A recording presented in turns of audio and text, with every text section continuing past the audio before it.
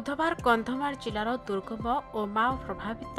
Kotgarh blocker Suvarnagiri गुरुमाहा लुदु जलप्रपात प्रभृति अंचल में पहुंची जनसंवाद करिसेंती कंधमाल सांसद सुकांत कुमार पाणिग्राही।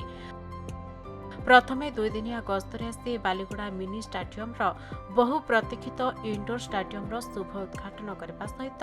कोटगढ़ बापूजी आश्रम नामयज्ञ जोगदे नूतन गीता आश्रम कोठा को उद्घाटन कर दुर्गम सुवर्णगिरी पंचायत लुदु जलप्रपात स्थान में वंदे मातरम 150 वर्ष पूर्ति पालन बैठक में जोगदे घरे घरे स्वदेशी व्यवहार सहित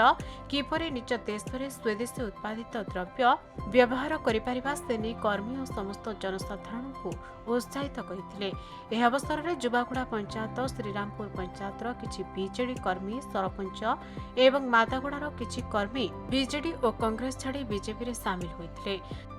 जिलार सर्वोच्च आकर्षणीय लुदु जलप्रपात विकास पर सांसद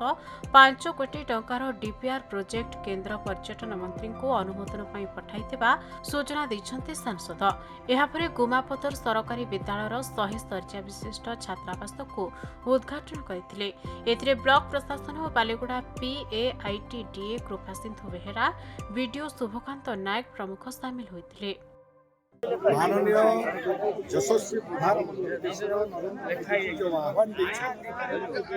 साकार करने भारतीयता एवं राष्ट्रीयता आधार में किभली भाव में आम आत्मनिर्भर भारत संकल्प अभियान आरंभ जो होती सामिल हवा ये कोटगढ़ ठू आरंभ कर सुवर्णगिरी उपांत अंचल आरंभ कर समग्र कंधमाल जिला स्वावलंबी हम भल जलप्रपात जो पर्यटक मैंने आसती किंतु या अधिक आकृष्ट करने आम सरकार पाखरे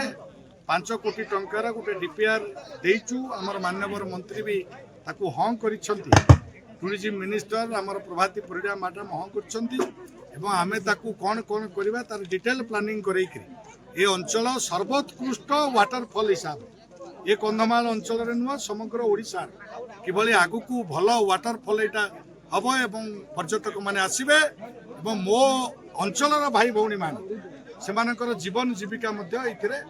उन्नत हम से आशा। फुलवाणी सदाशिव पात्र रिपोर्ट खबर ओडिशा।